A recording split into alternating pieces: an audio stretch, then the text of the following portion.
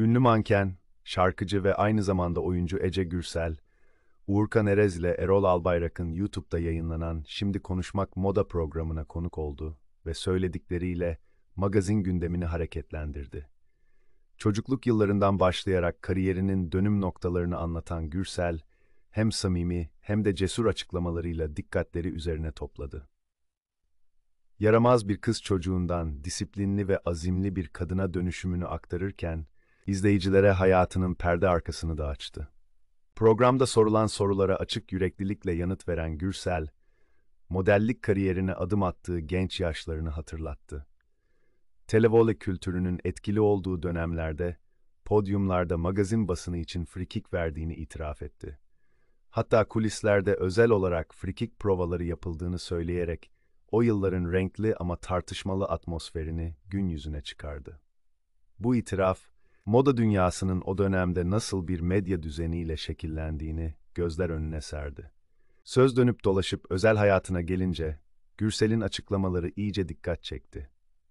Gazeteci Hıncal Uluç ile geçmişte çok konuşulan dostluğuna dair soruya yanıt veren ünlü isim, bu ilişkinin asla bir PR hamlesi olmadığını belirtti.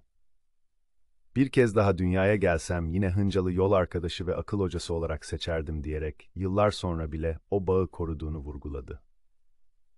Bu çıkış, izleyenlerin hafızasında yer eden Sweetheart tartışmalarını yeniden gündeme taşıdı. Ancak asıl büyük yankıyı evlilik konusundaki sözleri yarattı. Kendisinden alt seviyede ya da eşdeğer bir adamla asla evlenmeyeceğini söyleyen Gürsel, ancak kendisine güç katabilecek, kendi imkanlarının ötesine taşıyabilecek biriyle evliliğe sıcak bakacağını açıkladı. Biri gelir de bana benim sağlayamadığım gücü sağlarsa, evliliğe yeşil ışık yakarım. Benimle eşdeğer ya da benden aşağıda biriyle bu yolculuğa çıkmam sözleri, programın en çok konuşulan anı oldu. Bu iddialı açıklamalar kısa sürede sosyal medyada yankı uyandırarak hayranları ve eleştirmenleri ikiye böldü.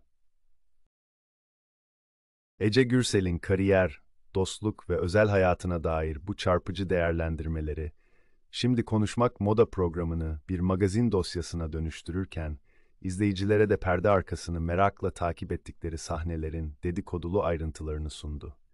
Görünen o ki, Gürsel hem profesyonel yolculuğu hem de özel hayatındaki net tavırlarıyla gündem yaratmaya devam edecek.